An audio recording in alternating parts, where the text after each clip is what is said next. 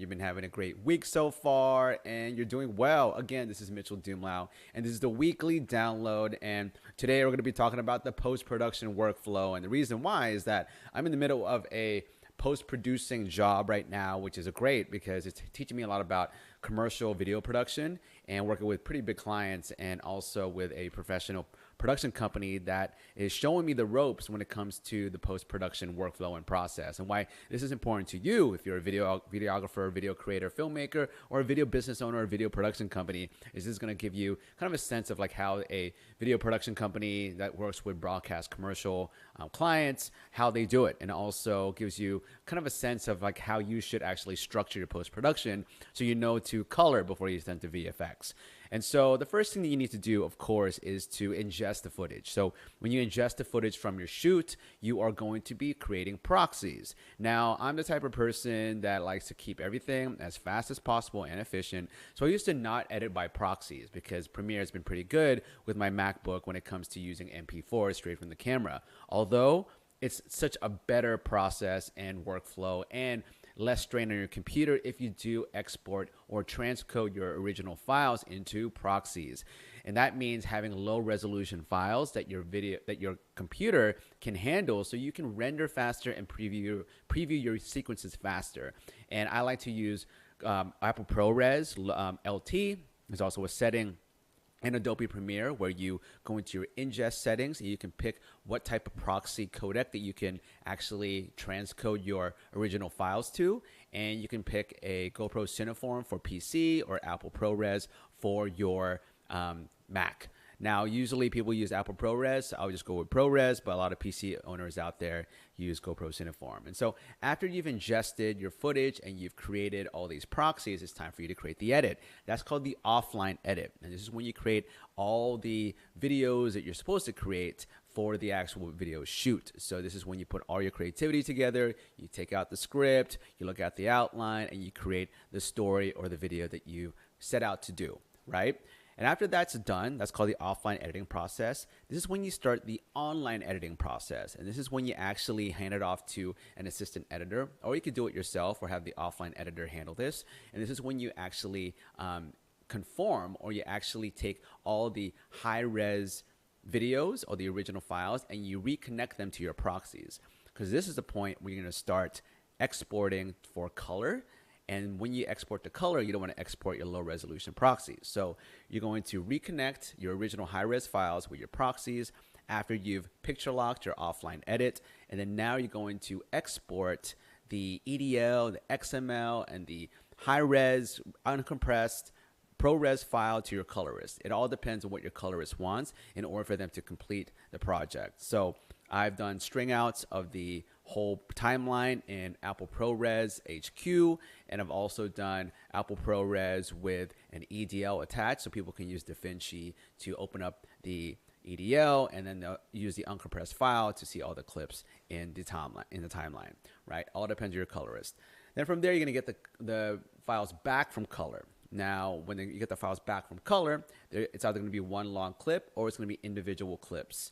And this is when you, as the online editor or the assistant editor, is going to then replace the clips you have in your timeline with the colored clips. And that's when you're going to send it out to your client or your creative team, and you're going to have notes on how the color looks to the client or to your creative team, right? That's the notes process from there.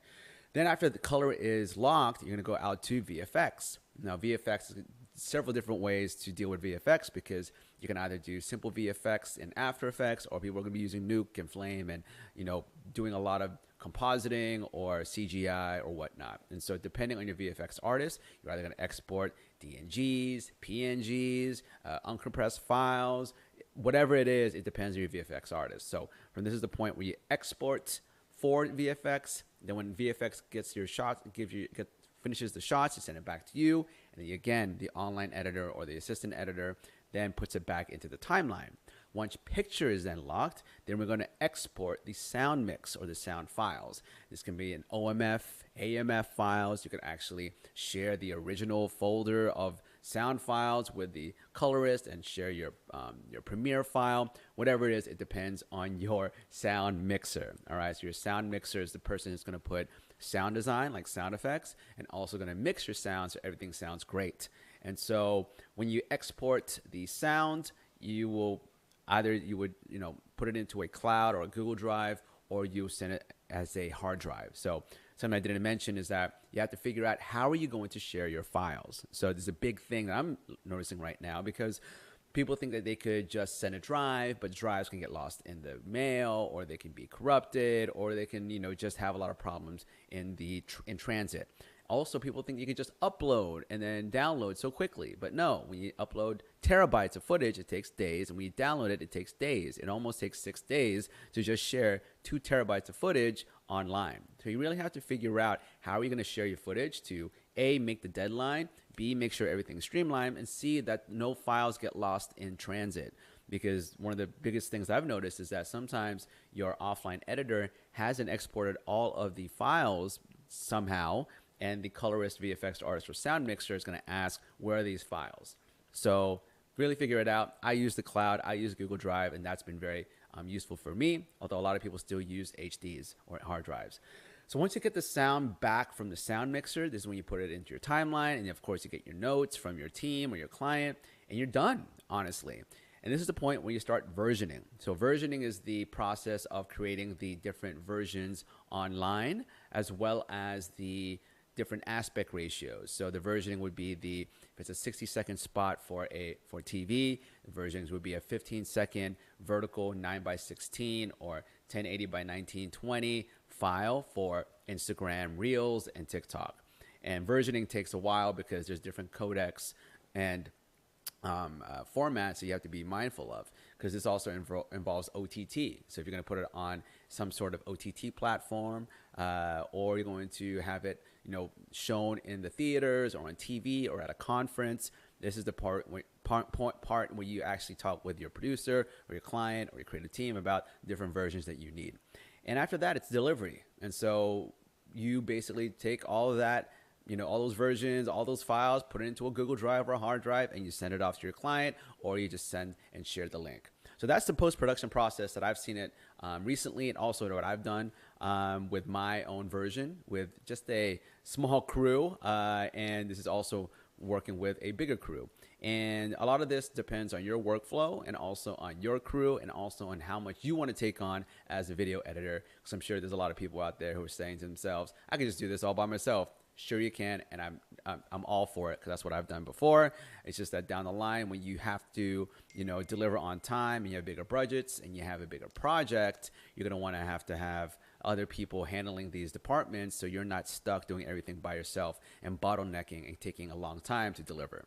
All right. Hopefully this was helpful. This is something that really opened up my eyes about the post-production process, working with a professional broadcast commercial production company, and it's really cool to see it in action and to be part of the whole process and being in charge of it. And some tips and advice that I want to give you is really make sure that your online editor and your offline editor, if it's the same person, amazing. If they're different, they have to communicate to make sure that all the files are exported correctly, so that they are easier to replace in the timeline. Because if you have different file names that are if you export different file names in your offline edit to the online editor, and they want to use the same project file, and they want to try to reconnect or link those media, it's going to get it's going to take a long time, because if they're not the same file name, then you can't link it, right? There's ways you can get around that, but just keep the file names the same. Also, communication is key. Make sure people know how long it's going to take in order for them to download footage, how long it's going to take for them to color, sound mix, and do VFX.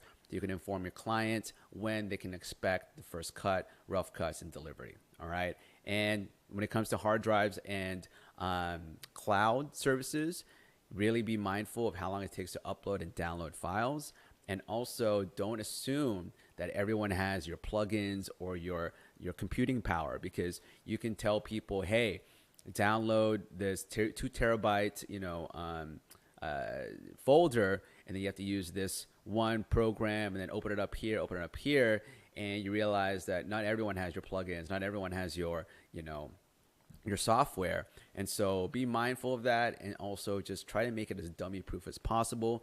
Make it so that if you're able to upload everything to a Google Drive and all you had was a Chromebook, that you or a MacBook Air, you'd be able to open up the project and complete the project in another continent with bad Wi-Fi.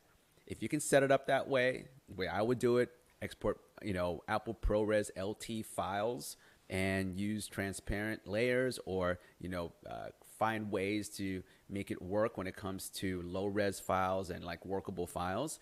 Because I feel like if you're able to dumb it down and anyone can make it happen and anyone can execute the project, then it's going to be easier for everyone to be on the same page and to deliver on time. All right. Hopefully this was helpful. Thanks again for watching. Again, my name is Mitchel Dumlao. This is the weekly download. If you have any questions, please DM me or email me at mitchell@videoccontentschool.com. And if you like this, please like, comment, and share this with anyone you think would find this helpful. And again, if you can just subscribe to my YouTube channel and hit the bell button to get notifications, I really appreciate that. I do this every single week, and I try my best to give you the information you need to build your video business and your video career. Thank you so much for watching, and I'll see you in the next video.